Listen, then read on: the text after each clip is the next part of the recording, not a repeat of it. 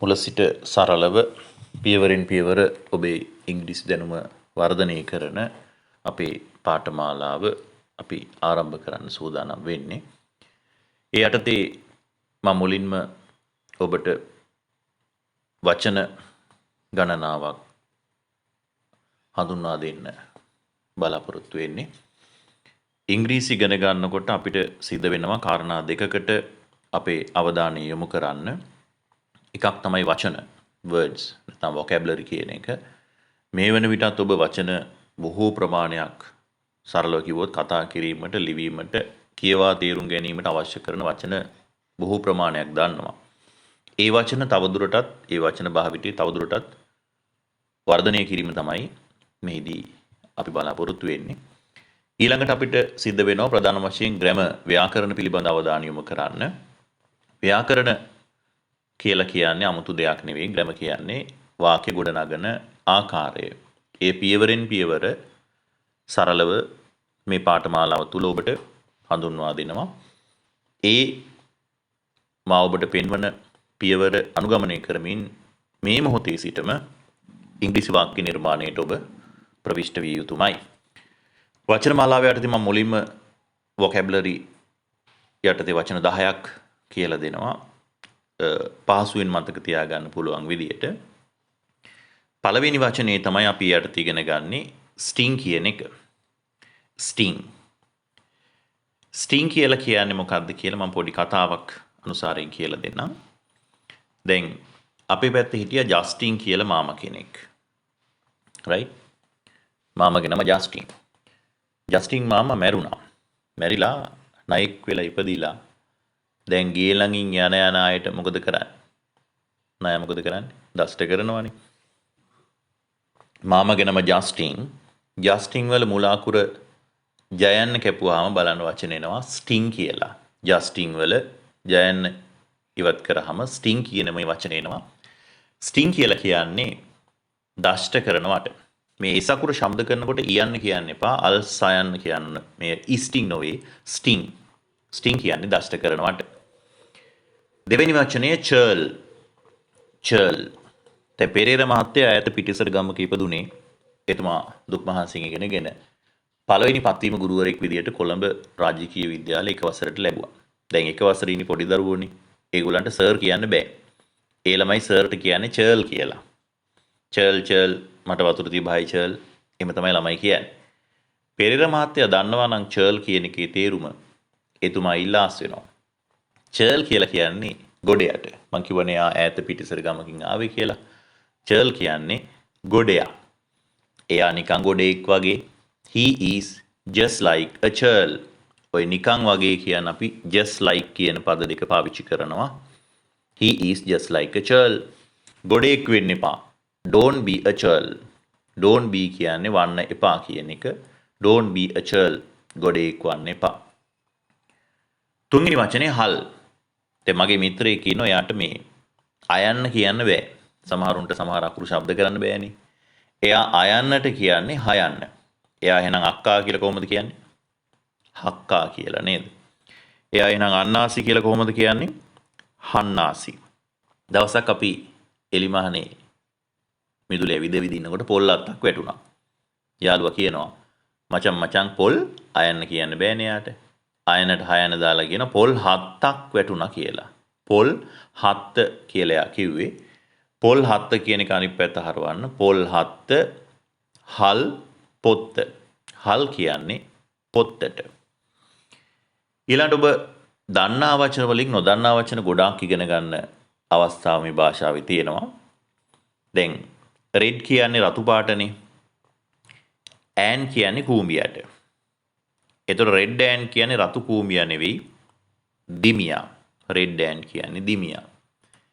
Black කියන්නේ කළු, ඈන් කියන්නේ කූඹියට. බ්ලැක් ඈන් කියන්නේ කඩියට. white කියන්නේ සුදු, ඈන් කියන්නේ කූඹියා. white ඈන් කියන්නේ වේයට. වේයා. ඈන් කියන්නේ කූඹියා, හිල් කියන්නේ කන්ද. ඈන් හිල් කියන්නේ කූඹි කන්ද නොවේ. ඈන්ට් හිල් කියන්නේ white ඈන්ගේ නිර්මාණයක්. මොකද්ද? තුඹස. තුඹස. ඊළඟට an eater. an eater. an eater. දැන් eat කියන්නේ සාමාන්‍ය කනවට මේ er දැම්මහම ක්‍රියාපදයේ නාමපදයක් බවට පත් වෙනවා. දැන් write කියන්නේ ලියනවා, writer කියන්නේ ලේඛකයාට.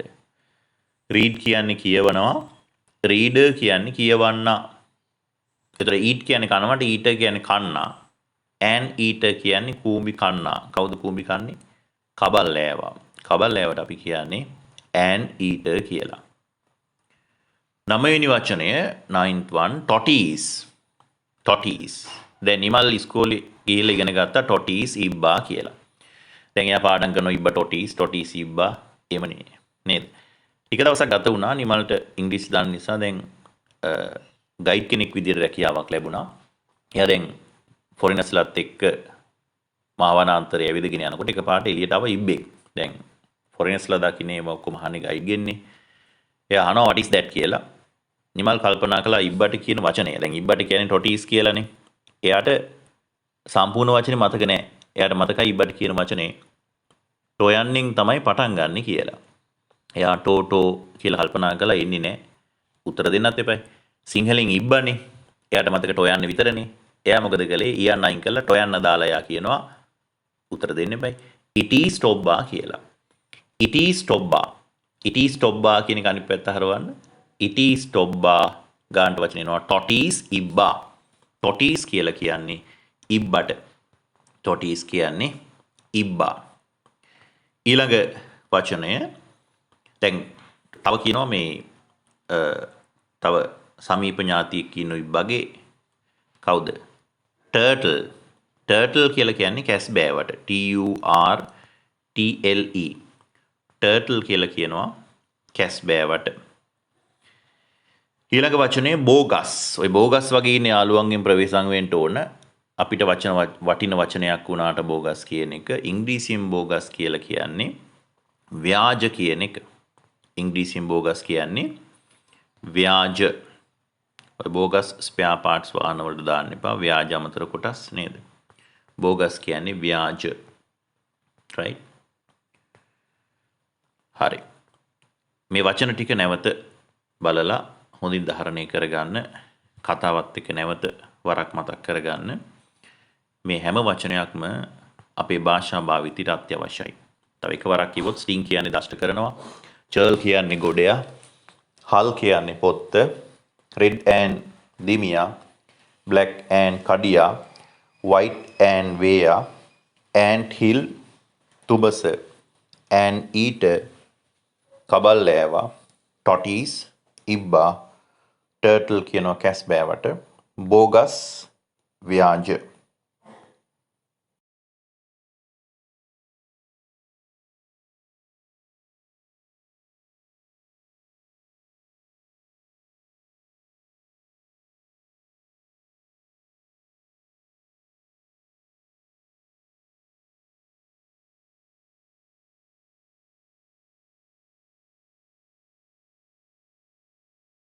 කරන්නේ මුලින් බලන්න අයිල් කියලා තියෙනවා. අයිල් කියලා කියන්නේ මේ I will යන්නේහි කෙටි යෙදුම.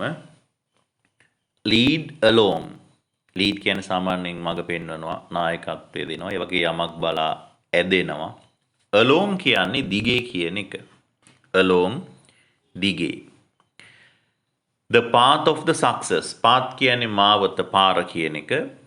success කියලා කියන්නේ සාර්ථකත්වය. ඔබට අවශ්‍ය දේවල් නිබන්ධනීයව සටහන් කරගන්න පුළුවන්. සක්සස් කියලා කියන්නේ සාර්ථකත්වය. with determination. determination කියලා කියන්නේ අදිෂ්ඨානය. determination අදිෂ්ඨානය. and courage. courage කියන්නේ ධෛර්යය. until කියන්නේ තුරු කියන එක. I reach. reach කියන්නේ ළඟා වෙනවට. the victory. victory කියන්නේ ජයග්‍රහණය. I'll never. දැන් මේ never කියන පදය නැත යන අර්ථයෙන් නෙගටිව් අදහසක් ලබා දෙන පදයක්. මේක ඇඩ්වර්බ් එකක්. ඒ පදය වාක්‍යයක යෙදුවාම ඒ වාක්‍ය නිකම්ම නිතතින්ම නැත යන අර්ථයට හැරවෙනවා. give up කියන පද දෙකේම එක අදහසක් තියෙන්නේ give up කියන්නේ අත්හරිනවට. දැන් මේවට phrasal verbs කියනවා. ක්‍රියාපදයකුත් නිපාත පදයකුත් එකතු වී සෑදෙන දෙපද පද. give up මේ දෙකම එකට මතක තියාගන්න. give up කියන්නේ අත්හරිනවට. I lead along the path of the success with determination and courage until I reach the victory. I'll never give up. උත්සාහය සහ අදිටන දෝතින්ගෙන පෙරටම යමි මගේ සිතැඟි සපුරා මිස පසු කළ මග දෙස නොබලමි කියන දැඩි අධිෂ්ඨානයෙන් අපි අපේ පාඨමාලාව හරහා ඉදිරියට යන්නයි සූදානම් වන්නේ.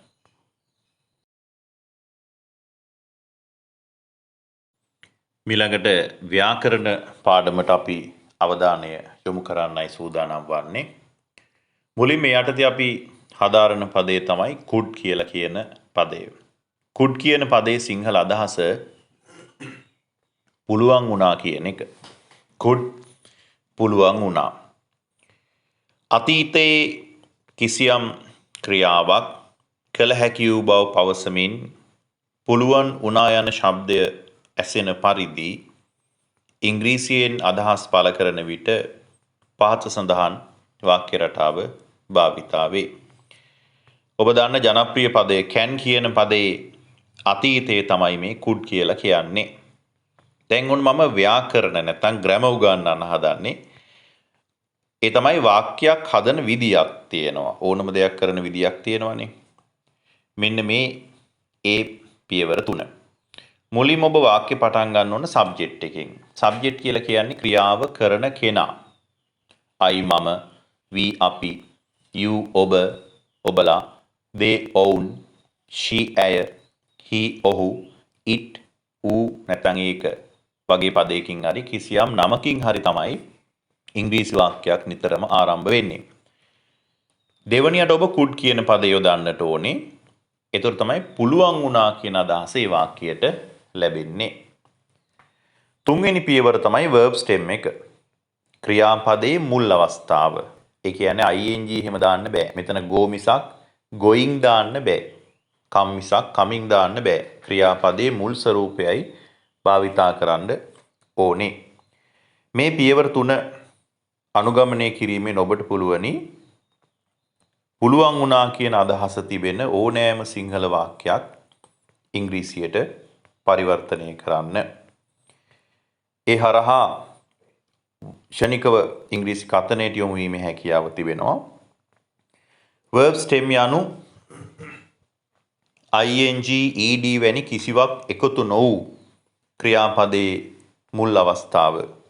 බලන්න subject කියලා කියන්නේ සාමාන්‍යයෙන් අපි කතුරු කියනවා ක්‍රියාව කරන්නා.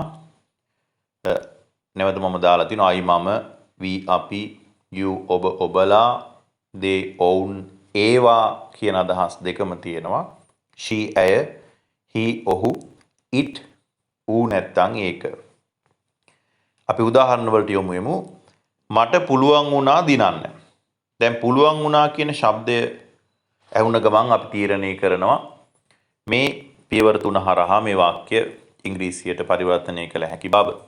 ඒ අනුව මුලින්ම කරන කෙනා I, දෙවැනියට දානවා could කියන පදය, තුන්වෙනියට ක්‍රියාපදය දිනනවා. I could win. මට පුළුවන් වුණා දිනන්න. මට පුළුවන් වුණා දිනන්න මේ පාර. එතකොට මේ වාක්‍යයේ තවත් කොටසක් අපි එකතු කරන විදියයි මේකෙන් පෙන්눔 කරන්නේ. මුලින්ම ක්‍රියාව කරන්නා I, දෙවැනියට could දානවා, තුන්වෙනියට win. දිනනවා කියන ක්‍රියාපදය යොදන්න ඕන. ඒ පියවර තුනටම පස්සේ තමයි මේ පාර කියන අදහස දෙන this time කියන පදය යෙදෙන්නේ. ඒ පියවර තුන පිළිවෙලට අනුගමනය කිරීමෙන් අනතුරුව ඔබට පුළුවනි වාක්‍යයට තවත් කොටස් එකතු කරන්න. තුන්වෙනි වාක්‍ය බලන්න. මට පුළුවන් වුණා මේ පාඩම තේරුම් ගන්න. මම නම් I, පුළුවන් වුණා could, තේරුම් ගන්නව understand. ඒ ටික ගන්නට එන්න ඕන. ඊට පස්සේ තමයි මේ පාඩම කියන අදහස් දෙන this lesson කියන කොටසේ දෙන්නේ. I could understand this lesson. අපිට පුළුවන් වුණා සාර්ථක වෙන්න. අපි නම් we, පුළුවන් වුණා could, සාර්ථක වෙනවට ක්‍රියාපදය succeed. සාර්ථකත්වයට අපි success කියලා කලින් ඉගෙන ගත්තා. සාර්ථක වෙනවට කියන්නේ succeed. මට පුළුවන් වුණා ගිය සතියේ වේලාසනින් ගෙදර යන්න. මම නම් I පුළුවන් වුණා could යනවට කියන්නේ go. ඉතුරු ටික එතනින් එහාට මතක් වෙන විදිහට ඔබට දාන්න පුළුවන්. ගෙදර නම් home, වේලාසනින් early, ගිය සතියේ last week. I could go home early last week. මූලික පියවර තුන හරියට පිළිවෙලට ක්‍රමානුකූලව අනුගමනය කරන්නට ඕනේ. අනතුරුව ඔබට පුළුවනි තවත් කොටස් වාක්‍යයට එකතු කරන්න. ඊළඟට අපි යනවා 6 වෙනි වාක්‍යයට. ශ්‍රී ලංකාවට ගිය පාර තරගය දිනන්න පුළුවන් වුණා. කාටද පුළුවන් වුණේ? ශ්‍රී ලංකා. දෙවනියට could. දිනනවා win. ඒ පියවර තුනට පස්සේ අපි ඉතිරි කොටස් දානවා. පසුගිය තරගය last match. ඔය ගියපු ඔක්කොම last. ගිය සතියේ last week, ගිය මාසේ last month, ගිය අවුරුද්ද last year, ගිය පාර last time. දැන් ඊයේ කියනකොට අපි yesterday night කියන්නේ නැහැ. ඒකට කියන්නේ last night කියලා. ඊළඟ වාක්‍ය බලමු අපි 7 වෙනි වාක්‍ය. මට පුළුවන් වුණා මගේ ජීවිතේ දිනන්න ඉංග්‍රීසි නිසා. මම නම් I. පුළුවන් වුණා could. දිනනවට ක්‍රියාපදේ win. ඒ පියවර තුනට පස්සේ අපි ඉතුරු ටික දානවා. මගේ ජීවිතය my life. ඉංග්‍රීසි නිසා කිව්වහම මේ because of කියලා phrase එකක් පාවිච්චි වෙනවා. because of English. ඉංග්‍රීසි නිසා because of කියන පද දෙක එකට මතක තියාගන්න. එකකින් අදහස් කරන්නේ යමක් හෝ යමෙක් නිසා කියන එක. ඊළඟ අවසන් වාක්‍ය බලමු අපි. Let's see the last one, number 8. ඇයට පුළුවන් වුණා මේ පාඩම තේරුම් ගන්න. ඇය නම් she. පුළුවන් වුණා could. තේරුම් ගන්නවා understand. ඒ පියවර තුනට පස්සේ අපි දානවා ඉතිරි කොටස මේ පාඩම this lesson. She could understand this lesson. මේ විදියට ඔබත් තනිවම ඔබ දන්නා ක්‍රියාපද යොදමින් වහාම මේ පුහුණු වෙන්නට ඕනේ. ඊටාම සරලව මේ හරහා ඔබට වාක්‍ය ගොඩනගන්න පුළුවන්. could කියන්නේ පුළුවන් වුණා කියන එක.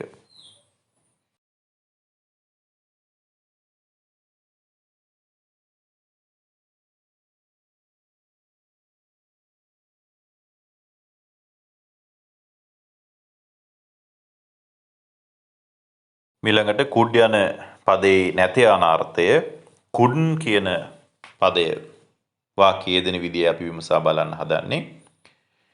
අතීතයේ යම් කාර්යයක් ඉටු කිරීමට නොහැකි වූ බව පවසමින් බැරි වුණා යන ශබ්දය ඇසෙන පරිදි පවසන සිංහල වාක්‍ය ඉංග්‍රීසියට පරිවර්තනය කිරීමට මෙම ක්‍රමය භාවිතා වෙනවා. ඒ අනුව මුලින්ම ඔබ වාක්‍ය ආරම්භ කරන්න ඕන සබ්ජෙක්ට් එකකින්, ඒ කියන්නේ ක්‍රියාව කරන කෙනාගෙන්. දෙවනියට couldn't කියන පදය යොදන්නට ඕනේ. ඒකෙන් තමයි බැරි වුණා කියන අදහස වාක්‍යයට ලබා දෙන්නේ. තුන්වෙනි පියවර verb stem ක්‍රියාපදේ මුල් අවස්ථාව. මේ පියවර තුන අනුසාරයෙන් අපිට පුළුවන්කම තිබෙනවා බැරි වුණා කියන අදහස ගොඩනගන්න. subject couldn't verb stem. subject couldn't verb stem මේ පියවර තුන හොඳින් හිතේ රඳව ගන්න. මුලින්ම අපි බලමු පළවෙනි උදාහරණය. මට බැරි වුණා වෙලාවට ගෙදර එන්න. මම නම් I. බැරි වුණා නම් couldn't. එනවට come. ගෙදර නම් home. වෙලාවට on time. වෙලාවට on time. දැන් පන්තිය පටන් ගන්නේ 8ට නම් 8ටම ආවොත් on time. තව එකක් තියෙනවා in time කියලා. ඒ කියන්නේ 7:45ට 7:50ට 8ට කලින් ආවොත් on time කියන්නේ වෙලාවට, in time කියන්නේ කල් ඇතිව කියන එක. අපි බලමු ඊළඟ වාක්‍ය. අපිට බැරි වුණා ඊයේ වැඩට යන්න. We couldn't go. ඒ පියවර තුන හරියට එන්න ඕන. ඊට පස්සේ පුළුවනි වාක්‍යයේ ඉතිරි කොටස් එකතු කරන්න. වැඩට to work, ඊයේ නම් yesterday. ඊළඟ අදහස බලමු. ඇයට බැරි වුණා ඇගේ විභාගයේ සමත් වෙන්න. ඇය නම් she. බැරි වුණා couldn't. සමත් වෙනවට අපි pass කියනවා. අනතුරු යොදනවා ඇගේ විභාගය her exam. She couldn't pass her exam. ඔවුන්ට බැරි වුණා ඒ වැඩේ ඉවර කරන්න ඊයේම. ඔවුන් නම් දේ බැරි වුණා couldn't ඉවර කරනවා finish. ඊට පස්සේ පුළුවන් ඉතිරි කොටස් වාක්‍යයට යොදන්න. that work ඒ වැඩය ඊයේම කියන්නේ yesterday itself. දැන් ඔය itself කියන පදයේ යොදලා අපිට පුළුවනි තවත් පද ගණනාවක් හදාගන්න. ඔබට පුළුවන් ඒවා සටහන් කරගන්න. today කියන්නේ අද. today itself කියන්නේ අදම. yesterday කියන්නේ ඊයේනේ. yesterday itself කියන්නේ ඊයේම. tomorrow හෙට. tomorrow itself හෙටම. now දැන්. now itself දැම්මම. ඊට අමතරව බලන්න the day before yesterday කියලා තියෙනවා. before කියන්නේ පෙරනේ. yesterday කියන්නේ ඊයේ. ඊයට කලින් දවස කවද්ද? පෙරේදා. the day after tomorrow කියනවා. after කියන්නේ පසුව. tomorrow කියන්නේ හෙට. හෙටට පස්සේ දවස අනිද්දා. every other day කියන්නේ දවසක් හැර දවසක් කියන එක. දවසක් හැර දවසක්. මට බැරි වුණා ගිය සතියේ වේලාසනින් ගෙදර යන්න. මම නම් අයි බැරි වුණා couldn't යනවා go. ගෙදර home වේලාසනින් early ගිය සතියේ last week. I couldn't go home early last week. ධනුෂ්කට බැරි වුණා ඔහුගේ හිත හදාගන්න රට යන්න. Dhanushka couldn't make his mind. make කියන හදනවට හිත හදාගන්නවට කියන්නේ make his mind ඔහුගේ හිත. බලන්න තවත් ක්‍රියාපදයක් වාක්‍යයට යොදනවා නම් ඔබ to කියන පදේ යොදන්නට ඕනේ. to. right? to යොදලා තමයි තව ක්‍රියාපදයක් වාක්‍යයට යොදන්නේ. to go. පිටරට නම් abroad. Tanushka couldn't make his mind to go abroad. ඊළඟට 7 වෙනි වාක්‍ය 7th one. ඔහුට බැරි වුණා ඉංග්‍රීසියෙන් කතා කරන්න මාත් එක්ක. He couldn't speak මූලික පියවර තුන දැම්මා. ඉංග්‍රීසියෙන් කියන්න in English කියලා අපි කියනවා. in English. දෙමළෙන් in Tamil, සිංහලෙන් in සිංහල, ඉංග්‍රීසියෙන් in English. මාත් එක්ක with me. මේ රජයට බැරි වුණා කිසි දෙයක් කරන්න තරුණ පරපුර වෙනුවෙන්. මේ රජය this government බැරි වුණා couldn't කරන්න do කිසි දෙයක් anything for the future generation. අනාගත පරපුරට අපි කියනවා future generation කියලා. future generation. This government couldn't do anything for the future generation.